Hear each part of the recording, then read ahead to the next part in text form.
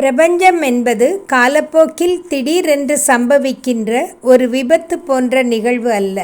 ஒரு உன்னதமான பேராற்றல், ஒரு பேரறிவு இந்த பிரபஞ்சத்தை நிர்வகித்து வருகிறது. பிரபஞ்சத்தின் ஒவ்வொரு அசைவிலும் ஒரு பொருள் இருக்கிறது. விதியின் விளையாட்டுக்கெல்லாம் உள்ளார்ந்த ஒரு அர்த்தம் இருக்கிறது. விதியினுடைய ஒவ்வொரு கட்டத்திலும் ஒவ்வொரு திருப்பத்திலும் தேர்ந்தெடுப்பதற்கான சுதந்திரம் ஒன்று உள்ளது.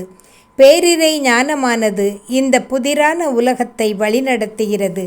பேருண்மையின் பார்வையானது உலகத்தின் உயிருருக்களையும் நிகழ்வுகளையும் வடிவமைக்கின்றது. புதிரான இந்த பிரபஞ்சத்தையும் இதில் வாழும் ஜீவர்களையும் அவர்களது வாழ்வு நிகழ்ச்சிகளையும் இறை ஞானமானது கண்காணித்து கொண்டிருக்கிறது. நம்முடைய உலகியல் சார்ந்த அறிவு நிலைகளுக்கு அப்பால் உள்ள சிகரங்களில் அனைத்துமாக விளங்கும் ஞானமானது அமர்ந்திருக்கிறது.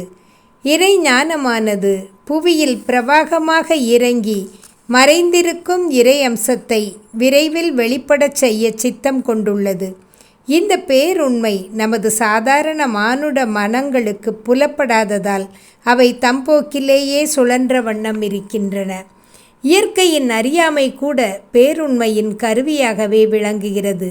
நம்முடைய மானுட அகந்தை கொண்டு நாம் போராடி பேருண்மையின் இந்த பணிக்கு இணங்க மறுத்தாலும் அது தன் போக்கை மாற்றிக்கொள்ள முன்வருவதில்லை.